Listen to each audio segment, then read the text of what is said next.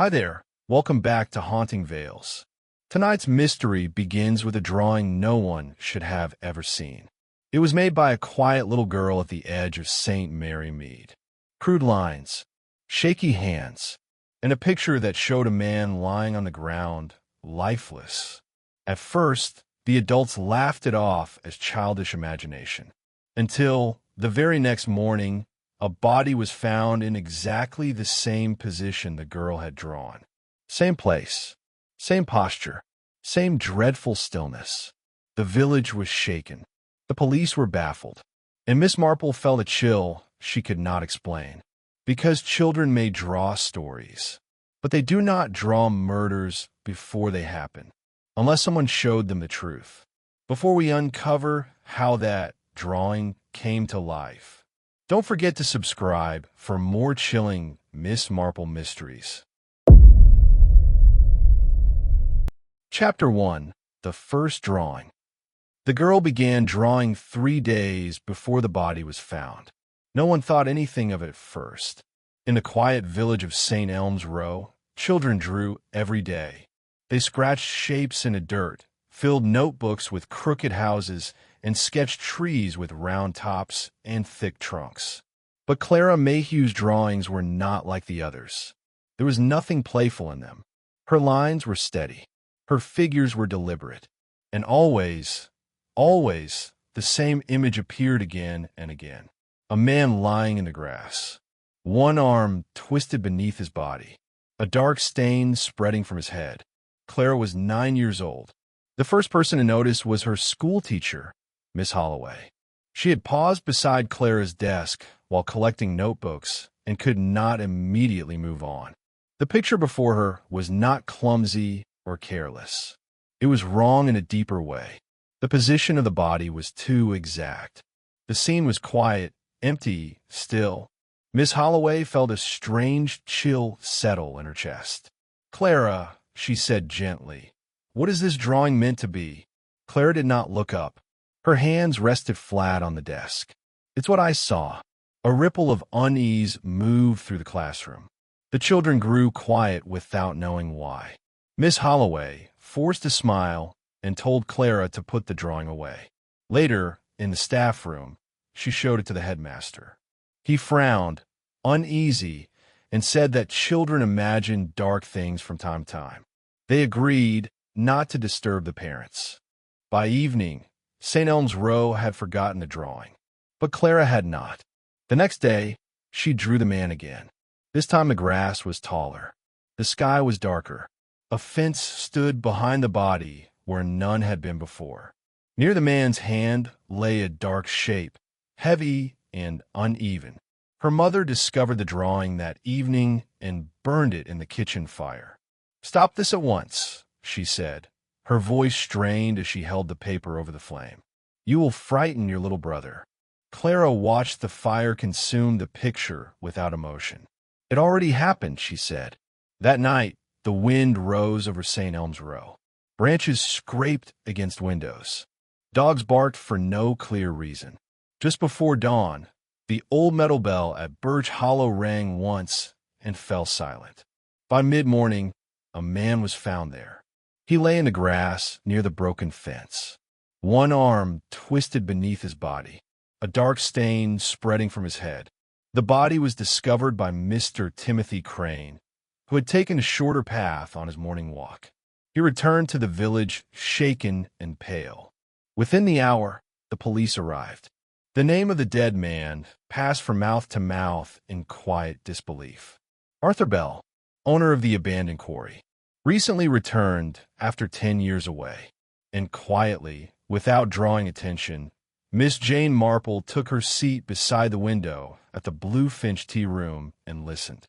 She had arrived the evening before, invited by her distant cousin, Mrs. Evelyn Pike, who had written with great excitement about new opportunities and fresh business for the village. Miss Marple had smiled at the letter and agreed to come. Villages, after all, were very familiar things. Their secrets often felt familiar too. By midday, much of St. Elms Row gathered along the narrow road leading to Birch Hollow. The police blocked the path with tape. Officers moved through the grass with careful steps. Miss Marple stood at a distance, unnoticed, studying the villagers as closely as she studied the scene. She watched who leaned forward, who whispered, who stayed rigid and silent, who turned their eyes away too quickly. When Mrs. Pike told her the dead man's name, Miss Marple asked only one question. Did anyone see him last night? No one could be certain. Some thought they saw a distant light near the quarry road. Others claimed they heard raised voices carried by the wind. But no one could swear they had seen Arthur Bell alive after dark. Then a different name surfaced in the murmurs. Clara Mayhew, the girl who had drawn the body before anyone knew there was one. By late afternoon, the story had circled the village. Adults lowered their voices when Clara passed. Some pulled their children closer. Others watched her openly from behind curtains. Clara walked beside her mother without lifting her head, her expression distant and unreadable. The police questioned her that evening. Constable Harris knelt so his eyes were level with hers. Did you see Arthur Bell last night, Clara? She nodded once. Where did you see him? In the hollow. Were you there? No. Then how did you see him? From the path near the fence. Her mother turned sharply. She was in bed all night, she said. She did not leave the house. Clara did not answer that. What was he doing? The constable asked. He was arguing with someone. Who? I couldn't see the face. That last answer spread more fear than the rest. Miss Marple heard every detail that evening from Mrs. Pike, who repeated it with trembling excitement. It was not what Clara had said that troubled Miss Marple most. It was what she had not said. That night, Miss Marple visited the Mayhew cottage. It stood on the edge of the village where the road thinned into dirt. A small garden lay out front, neat but poorly tended. Clara's mother opened the door with tired eyes and hesitated only a moment before allowing Miss Marple inside. Clara sat at the kitchen table with her papers spread before her. This time, the man in the drawing had a face. Miss Marple took the chair beside her. You are very skilled, she said gently. Clara did not respond. May I look at this one? After a moment, the girl slid the paper forward. The man's features were sharp now, the brow heavy, the mouth half open, the dark wound at the side of his head unmistakable. And behind him, beyond the fence, a second figure stood in shadow. You did not show this one to the police, Miss Marple said. They didn't ask. Why did you draw him before he was found? Because I saw it. Not with your eyes? Clara shook her head. Miss Marple studied the shadowed figure. Do you know who that is? Not for sure. Would you like to help them find the truth? After a long pause, Clara nodded. Miss Marple placed a clean page on the table. Then draw only what you are certain of. Nothing guessed. Nothing imagined. Clara worked in silence. The second figure became clearer, though still imperfect.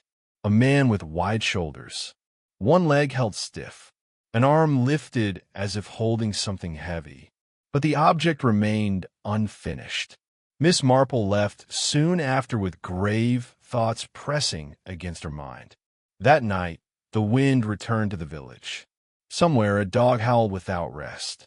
And near the broken fence at Birch Hollow, something small and flat caught the moonlight for a brief moment before vanishing from sight.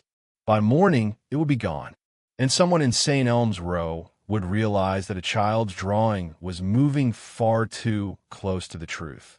Chapter 2. The Girl Who Drew the Lie. By the next morning, St. Elms Row had changed. It was not loud. It was not frantic. It was quieter than before, and that was worse.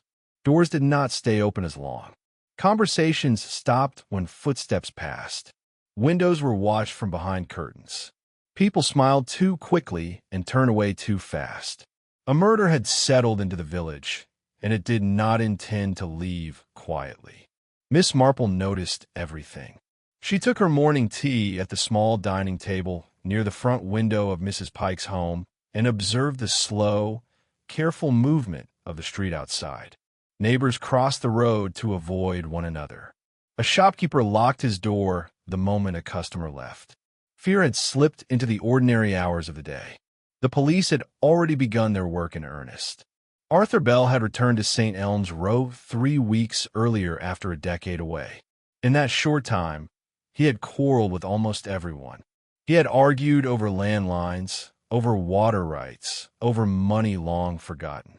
The abandoned quarry he owned sat near Birch Hollow, and rumors spread that he intended to reopen it. Some welcomed the work it might bring. Others feared the danger and noise it would return to the village. By noon, the police had a list of names. Mr. Harold Weller, the farmer whose land bordered the quarry. Mrs. Nora Finch, who claimed Bell once cheated her late husband. Mr. Leonard Crow, former partner in the quarry business. And Thomas Reed, the man who walked with a limp. The description from Clara's drawing had not been shared publicly, but the constable had quietly compared it with the men in the village. Too quietly. People noticed when police lingered near the same house more than once. Miss Marple paid a visit to Mr. Weller first. He was a large man with red hands and a temper barely hidden behind polite words. He admitted freely that he had argued with Arthur Bell 2 days before the murder over a broken fence near the hollow. He tried to claim more land than what was right, Weller said, his jaw tight. The man never changed. Always pushing. Always taking. But you did not see him on the night he died. Miss Marple asked. No, Weller said, and I wouldn't walk all that way just to kill over a fence. Mrs. Finch was next. She wept openly and swore she had not spoken to Bell in years. Yet bitterness slipped through every word she spoke of him. Miss Marple's eyes moved often to Mrs. Finch's trembling hands. They shook not with grief, but with rage barely contained. Mr. Crow was smoother. He spoke calmly, too calmly, denying any recent meeting with Arthur Bell. He said 10 years could change a man. Miss Marple suspected 10 years could also sharpen old grudges rather than soften them. Then there was Thomas Reed. He lived alone in a narrow house at the far end of the village. When Miss Marple visited, he stood in the doorway, his weight balanced carefully on his good leg. His limp was pronounced, his right leg stiff from some long-ago injury. He denied any encounter with Bell that night. His voice was steady, but his eyes flicked once toward the road as though he expected someone to be listening. Miss Marple thanked him kindly and left with her thoughts quietly rearranging themselves. By afternoon, the police returned to the Mayhew home. Clara's new drawing had been discovered. Her little brother had carried it into the yard and dropped it where Constable Harris later found it by chance. This drawing was different from the others. Arthur Bell was still there, but now he was standing. The shadowed figure behind him had a face at last, and it was wrong. The face was too narrow, the shoulders too steep. The posture did not match the shape from the earlier drawing. The raised arm held nothing at all. This changes things, Constable Harris muttered. Clara watched silently as the paper passed from hand to hand. Why did you draw him like this? He asked. Clara's eyes flickered toward her mother, then back to the floor. Because that's how it happened, she said. But Miss Marple, who had arrived just in time to see the drawing, felt a quiet alarm ring inside her. That evening, she returned again to the Mayhew home. Clara was not drawing when she arrived. She sat on her bed, knees pulled to her chest, staring at the far wall. You change your picture, Miss Marple said softly. Clara did not answer. Why? The girl swallowed. They were watching. Who was watching? The one who doesn't like the first drawing. Miss Marple felt her breath tighten, but her voice remained calm. Did someone come here? Clara nodded once. Who? I don't know his name. What did he say to you? He told me I remembered it wrong. He said the man was standing. He said there was nothing in the hand. And you believed him? Clara's eyes filled, but no tears fell. He said my mother would get into trouble. Miss Marple stood very still. That night, the lie in the drawing became known to the police, and the danger in St. Elms Row deepened. Word spread quietly that someone had altered the child's story. People no longer spoke of the drawings with fear alone, but with suspicion. Some claimed the girl was being used. Others whispered that she had been lying since the beginning. The village divided quietly into two halves: those who believed the child and those who feared her. Miss Marple began to trace the lie to its source. She returned to Birch Hollow alone near sunset. The grass had been trampled by police boots and curious villagers. The broken fence leaned farther than before. But Miss Marple was not looking at the ground alone. She was looking at the path that led from the hollow back toward the village. There were marks in the dirt, not fresh, not old, made by a stiff, dragging step, a limp. She followed the path slowly until it reached a narrow break between two hedges near Thomas Reed's home. Inside his house, the fire was lit. Miss Marple did not knock. She watched through the window. Thomas Reed sat alone at his table. His jacket lay across the back of a chair. His right shoe was off. The right leg beneath his trouser was bound tightly in cloth. A dark stain marked the edge of the fabric. That same evening, the police returned to the hollow after receiving an anonymous note. They found what had vanished the night before: a flat stone, dark with dried blood, buried beneath the tall grass near the fence. The murder weapon. But before the police could return to Thomas Reed's home, he had already left. By midnight, his house stood dark and empty. And in Clara Mayhew's room, a new drawing waited beneath her pillow. Not a man, not a body, but of herself, standing alone in the hollow. Chapter 3. The Girl Who Drew the Truth. The village awoke to fear. Thomas Reed was gone. By dawn, every road leading out of St. Elms Row had been checked. The bus driver swore he had not seen Reed the night before. The train clerk denied selling him a ticket. His footprints ended near the old river path where the stones grew thick and slippery. From there, the trail vanished. Some believed he had fled. Others whispered he would not be found alive. Miss Marple believed neither. She stood again at the edge of Birch Hollow, studying the empty grass where the body had once lain. The stone that killed Arthur Bell had been removed by the police, sealed in a cloth bag, yet the shape of death still clung to the ground. She walked the path with slow care, measuring each step as she had seen the limp marks the day before. The killer had not run. He had crept. Thomas Reed had walked this way many times since the murder, returning again and again to the place where everything had gone wrong. And not to escape, but to watch.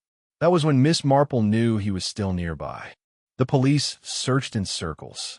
Miss Marple searched in patterns.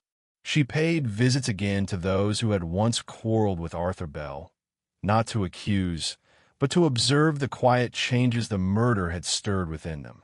Mr. Weller drank too much now. Mrs. Finch shuttered her windows even at noon. Mr. Crow paced like a trapped animal, nervous eyes darting at every sound. But guilt, Miss Marple knew, did not always behave the same way. Fear, however, followed rules. And the greatest fear in St. Elms Row was not the police. It was a 9-year-old girl who drew the truth too well. Miss Marple returned to the Mayhew home in the late afternoon. Clara sat on the floor with her brother's toy blocks scattered around her. She was not drawing now. Her pencil lay untouched on the windowsill. Her mother looked exhausted, worn thin by whispers and stares that followed her through every street. Did he come back? Miss Marple asked gently. Clara nodded. When? Last night. What did he want? Clara hesitated. He wanted me to draw it right this time. Miss Marple felt a chill pass through her. What did you tell him? That I would. Did you? Clara reached beneath her pillow and withdrew a folded sheet of paper. Miss Marple opened it. The drawing was clear. Arthur Bell lay on the ground exactly as he had been found. The dark stone was raised in a stiff arm above him. The broken fence leaned behind. The shadowed figure no longer hid its face. It was Thomas Reed, and behind him, standing farther back, another face appeared. A second witness. Small, wide-eyed, frozen in fear. It was Clara herself. Miss Marple closed her eyes for a brief moment. You were there all along, she said softly. Clara's lip trembled. I followed him. I only wanted to see where he went at night. I hid near the fence. I didn't mean to watch it happen. But you did. She nodded. That evening, Miss Marple asked the police for one night. One chance. Reluctantly, they agreed. The trap was simple. Fear always returned to the place where it was born. Word spread that Miss Marple had convinced Clara to draw one last time, that the picture would be shown the next morning at the hollow itself. The rumor took hold quickly, too quickly, and before midnight, Miss Marple saw the shadow she had been waiting for move through the tall grass. Thomas Reed stepped into the hollow once more. He limped heavily now. Exhaustion pulled at him, but his eyes were sharp with terror. He searched the fence line where he had left the child. He searched the open ground for any sign of her lying sketches. You shouldn't have drawn again, he muttered into the dark. You should not have returned, Miss Marple said calmly. The lantern light rose behind her. Police stepped from the grass on every side. Reed staggered back, his limp slowing him, trapping him where he stood. His mouth opened, but no words came. The child saw everything, Miss Marple said. But you were greedy. You tried to make her lie. That was your mistake. His shoulders sagged. Arthur Bell had returned to reopen the quarry. Reed had once been injured there and left broken and bitter. When Bell returned, he threatened to cut Reed out completely, claiming old contracts were worthless. The argument at the fence was the final one. Rage overcame restraint. The stone ended the matter. And the child, the constable asked. She followed him without his knowledge. When he discovered her afterward, he tried to erase what she had seen. Reed lowered himself slowly into the grass. I thought if she changed the drawing, the truth would change with it, he whispered. The village gathered in silence as he was taken away. By morning, St. Elms Row breathed again. Not freely, but honestly. Clara returned to school a week later. The whispers grew softer. The looks faded. Miss Marple left quietly, as she always did. Before she departed, Clara brought her one final drawing. It was not of death. It was of the hollow and sunlight. The fence stood repaired. The grass grew short and neat. No bodies lay there. No shadows hid behind the trees. Only open sky. Miss Marple smiled and slipped the drawing into her bag. Truth, she said gently, always makes room for light. And with that, she was gone. If this mystery kept you watching until the very end, make sure to like this video and subscribe for more original Miss Marple stories every week. Share your favorite moment in the comments and tell us which mystery you want next. Your support keeps these stories alive.